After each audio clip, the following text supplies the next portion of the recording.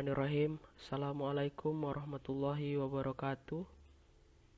Alhamdulillahirrabbilalamin. Assalatu wassalamu ala asyrafil anbiya'i wal mursalin Sayyidina wa maulana Muhammad nabil ummi wa ala alihi washabihi wasallam. Rabbi shrah li sadri wa yassir li amri wahlul 'uqdatam min lisani yafqahu qawli.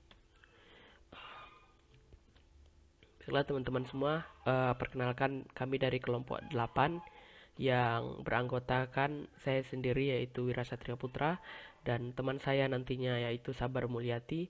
Di sini akan menjelaskan mengenai penjajahan Barat atas dunia Islam dan perjuangan kemerdekaan negara-negara Islam.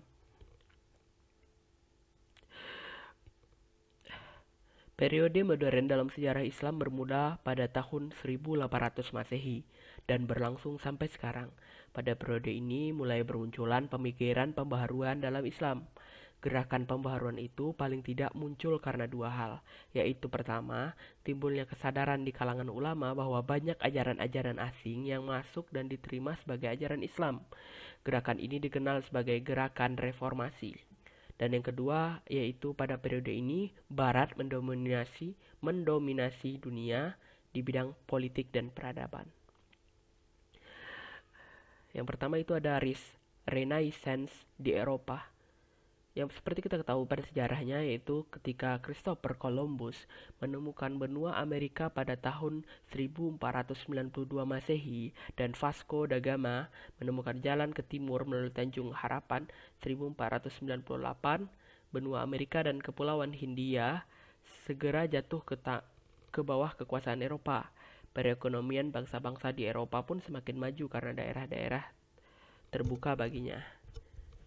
Lalu ada penemuan mesin uap yang kemudian melahirkan revolusi industri di Eropa yang semakin memantapkan kemajuan mereka. Lalu ada teknologi perkapalan dan militer berkembang dengan pesat. Lalu dengan demikian Eropa lah menjadi penguasa lautan dan bebas melakukan kegiatan ekonomi dan perdagangan dan ke seluruh dunia. Negara-negara Islam yang pertama kali jatuh ke bawah kekuasaan Eropa adalah negeri-negeri yang jauh dari kekuasaan kerajaan Utsmani. Negeri-negeri Islam yang pertama dapat dikuasai Barat yaitu Asia Tenggara dan di anak benua India. Lalu penjajahan Barat terhadap dunia Islam di anak benua India dan Asia Tenggara. Di awal abad ke-17 Masehi, Inggris dan Belanda mulai menginjakan kaki di India. Pada tahun 1611 Masehi, Inggris mendapatkan izin menanamkan modal dan pada tahun 1617 Masehi, Belanda mendapatkan izin yang sama.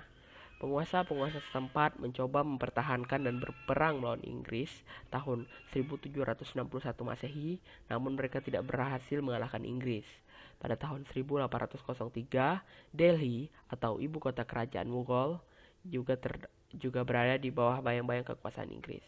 Karena bantuan yang diberikan Inggris kepada raja ketika mengalahkan aliansi Sikh-Hindu berusaha menguasai kerajaan. Pada tahun 1842 Masehi, keamiran Sind India dikuasainya. Tahun 1857 Masehi, kerajaan Mughal bahkan dikuasai penuh dan setahun kemudian rajanya yang terakhir dipaksa meninggalkan istana. Dan pada tahun 1879 Masehi, Inggris berusaha menguasai Afghanistan dan Kesultanan Muslim Bajuitan dimasukkan di bawah kekuasaan Inggris India tahun 1899. Lalu ada kerajaan Islam Malaka yang berdiri pada awal abad ke-15 Masehi di Semenanjung Malaya yang strategis dan merupakan kerajaan Islam kedua di Asia Tenggara. Setelah Samudra Pasai juga ditaklukkan Portugis pada tahun 1511. Itu setelah kemerdekaan Indonesia ya. Pada tahun 1521 Spanyol juga datang ke Maluku ke Indonesia dengan tujuan dagang awalnya.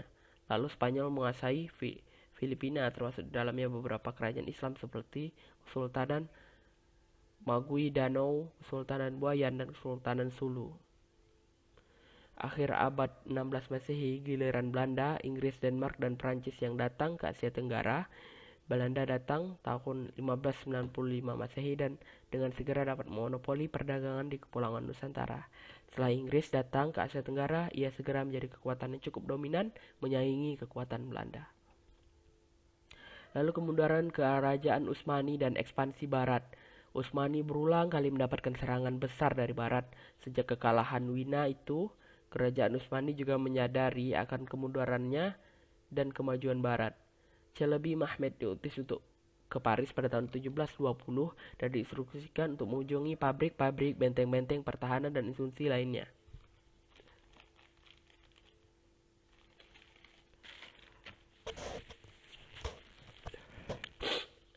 Comte de Barneveld juga dari Prancis untuk memberikan pelatihan penggunaan meriam modern. Ia dibantu oleh Mechati dari Irlandia.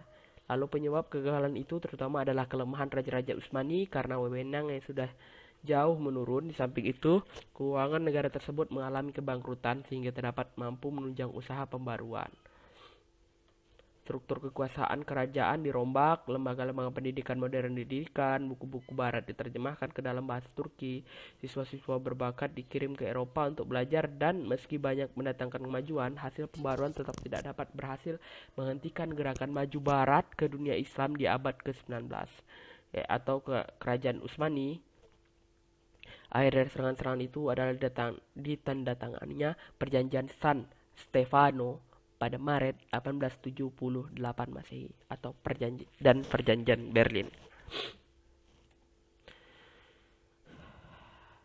Lalu antara kerajaan Utsmani dan Rusia ada gerakan pembaruan yang mengancam kekuasaan para sultan yang absolut karena para pejuang Turki melihat bahwa kelemahan Turki terletak pada keabsolutan sultan. Mereka ingin membatasi kekuatan sultan dan membentuk konstitusi, sehingga lahir gerakan Takzimat, Utsmani Muda, Turki Muda, dan Partai Persatuan dan Kemajuan. Ketika Perang Dunia I meletus, Turki bergabung dengan Jerman yang kemudian mengalami kekalahan. Akibatnya, kekuasaan kerajaan di Turki semakin ambruk. Partai Persatuan Kemajuan Pemberontakan dan para sultan dapat menghapuskan kekhalifahan Utsmani pada tahun 1924 Masehi.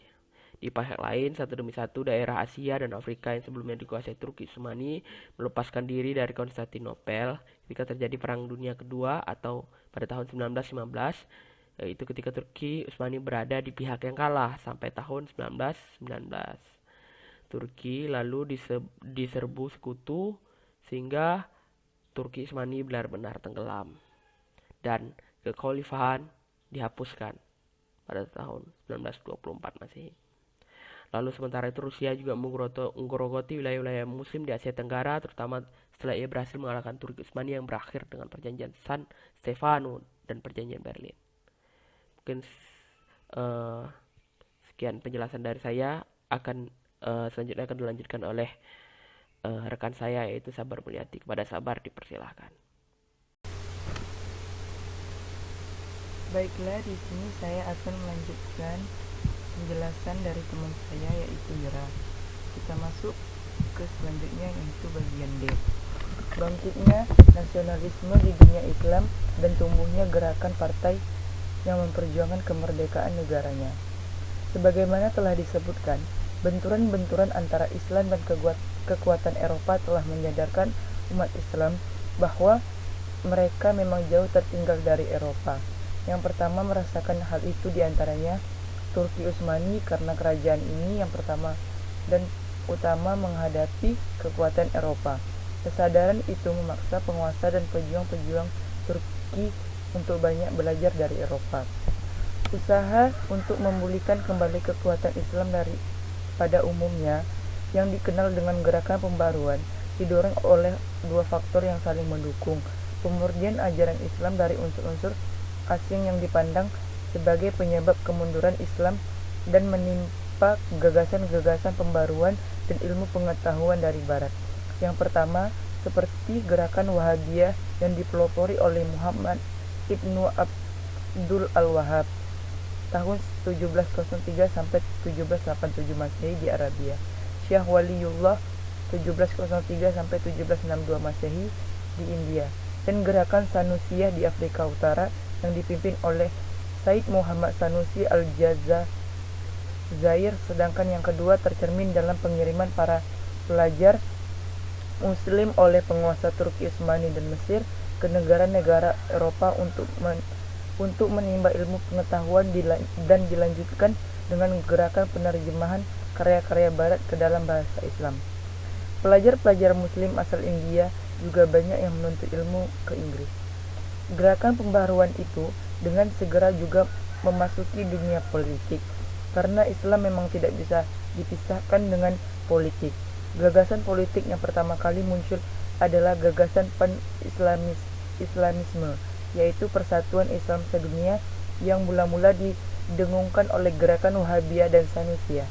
Namun, gagasan ini baru disuarakan dengan lantang oleh tokoh pemikir Islam terkenal, Jamaluddin Al-Afghani 1939 sampai 1897 Masehi. Selanjutnya kita masuk ke bagian E. Kemerdekaan negara-negara Islam dari penjajahan. Munculnya gagasan nasionalisme yang diikuti dengan berdirinya partai-partai politik merupakan model utama umat Islam dalam perjuangannya untuk mewujudkan negara merdeka yang bebas dari pengaruh politik Barat. Dalam kenyataannya,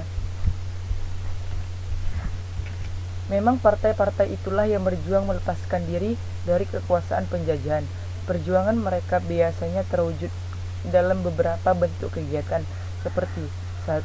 Gerakan politik baik dalam bentuk diplomasi maupun perjuangan bersenjata, dan 2.